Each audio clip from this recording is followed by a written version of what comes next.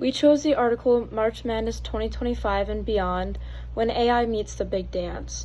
This article talks about how artificial intelligence and new cutting technology could change March Madness as we know it.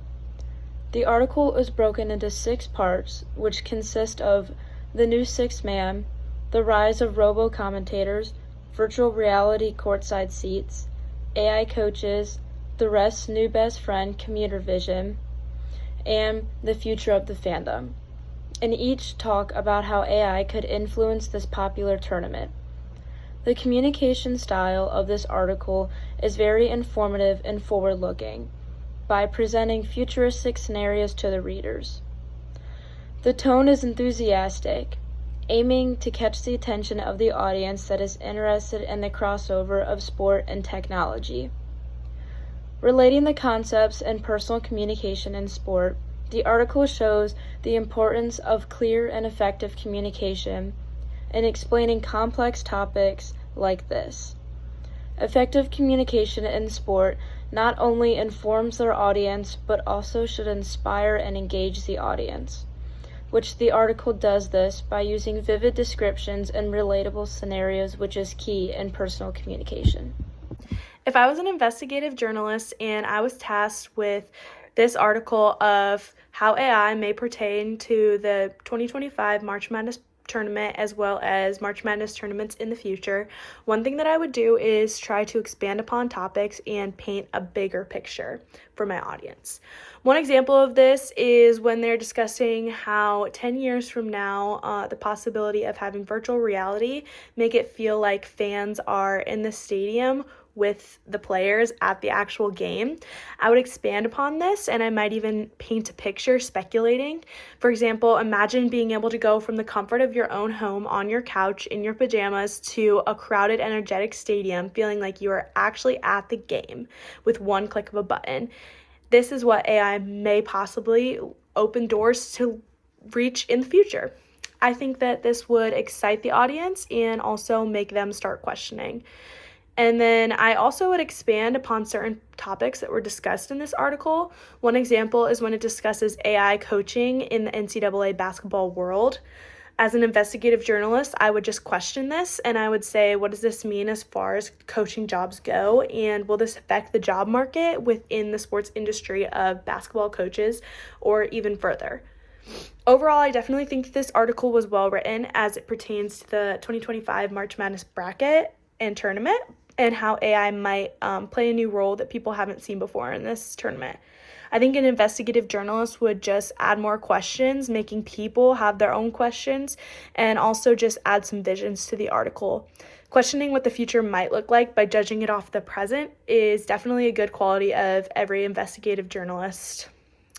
As for supplementary articles, a lot of articles were talking about Elon Musk's recent comments about AI. One in particular, published by GoTech.com, talks about how Elon Musk recently said that he thinks that AI's new chat box, Grok 3, would be good enough to create a perfect bracket and win the $1 billion that Warren Buffett is offering to any perfect bracket.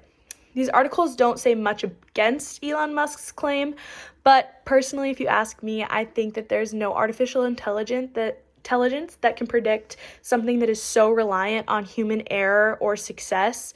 There's just so many factors that go into the March Madness tournament in general. There's so many different teams and players, and I don't think that any machine can accurately predict this. Our article is titled March Madness. As women's game grows, will officiating improve? We just want it to be at the level of gameplay. In this article, it describes how the officiating during women's basketball games is not up to par in comparison to men's basketball games, which is now getting highlighted as women's basketball viewership is increasing over the years. They provide many examples in this article of the fact that officiating has actually been putting the athletes in danger. This includes having things like split lips, multiple concussions, and even having blood on their uniform with no calls being called on them.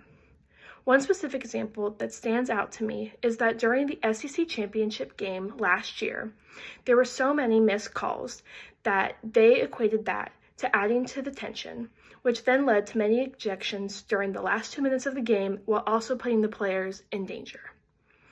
In the 2024 NCAA Championship, there was even a review of the officiating calls during that game. They saw that the correct calls were below 88%, which historically the correct call percentage is around 91%, so clearly this was lacking. After this information was released to the public and the views from the coaches were made public about how the officiating has impacted the game, many people are calling for the fact that referees should be held accountable for their poor officiating. There is also a proposal that some people a part of the NCAA are looking at that is a practice that the NBA does, where officiated calls that are made within the last 2 minutes of the game, where the score is at or within 3 points of each other during the fourth quarter, will be reviewed and analyzed, and later being released to the public on if they were any missed calls or if the calls that they made were incorrect. While this wouldn't change any results from the game, this is made so that the referees would be held accountable and force themselves, as well as the NCAA, to make improvements on their officiating. Many fans and coaches just want officiating to be on the same level as the gameplay and to make the changes no matter what, to not only help the game, but to also help the athletes. Hi, in this video, I will be talking about the March Madness article. As women college basketball becomes more popular and competitive, more people are noticing problems with the officiating. Players and coaches and fans are questioning whether referees are keeping up with the high level of play. In the recent game between Iowa and USC, this brought this issue to the light. Iowa nearly pulled off an upset but lost of 67-65 after a controversial foul in the final call seconds. Iowa's Lucy Olsen was called for a foul while defending player Elena, but replay suggested that she may have actually been tripped by a moving screen. The player, Elena, also made free throws by giving UCLA the lead. Iowa had one of the best shots to win with a three-pointer from Addison, but the shot was missed. And even though Iowa started slow and the size was a disadvantage, they played well in the second quarter and led 36-29 at halftime. This game was close, with multiple lead changes, but Iowa couldn't finish, and they were upset. This was their second straight loss, and they'll try to bounce back against Michigan.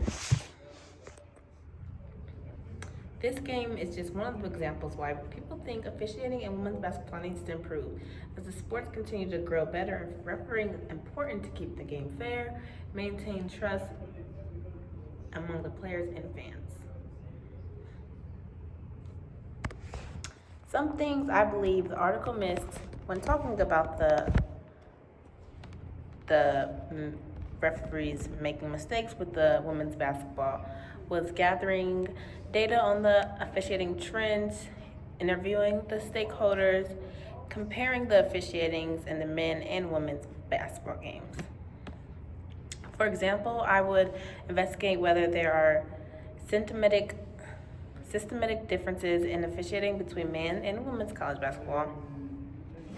Like, are the women's game more strict than the men, or did the referees receive a different training?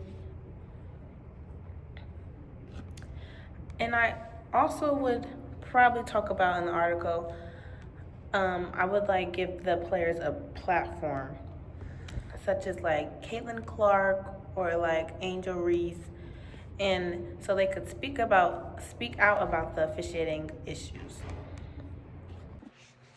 One of the articles we found was an article discussing how, as women's basketball evolves, it is crucial that the officiating evolves with it into the level of play that women's basketball is at now, especially in the March Madness tournament, which is a tournament that is currently coming up.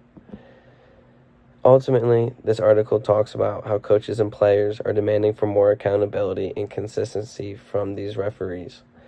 Among those players and coaches are Juju Watkins, Kim Mulkey, Lauren Betts, Olivia Cochran, and Jeff Waltz.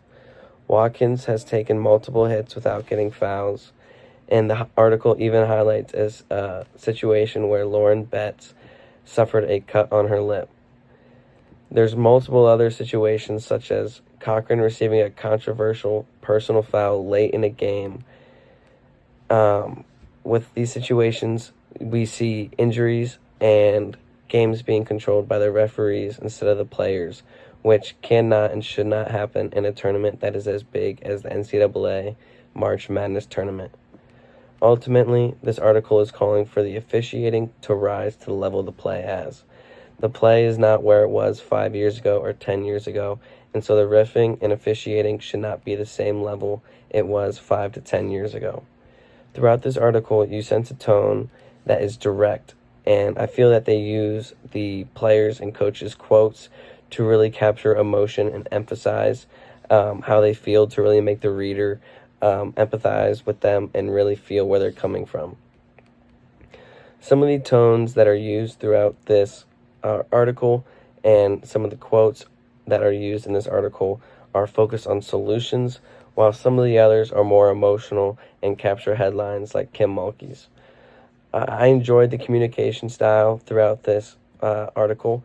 I found it very effective, and I found that the multitude of perspectives was very useful in understanding the frustrations and where they come from, and that they're not just falsely based, that they are situations that do occur in the tournament, out of the tournament, that need to be fixed as women's basketball has evolved. This article connects to personal communication in sport in a multitude of ways, such as it highlights the significance of players and coaches using their media to create narratives to help evolve the game further than where it is right now, and to better the game in tournaments and big stages like the NCAA March Madness tournament. You hear players and coaches like Kim Mulkey and Juju Watkins come out and air their frustrations, hoping to see their game become better as their play has become better and they're reaching more eyes. It is crucial that these refs take the scrutiny and become better, as they are now in the spotlight coming into this tournament.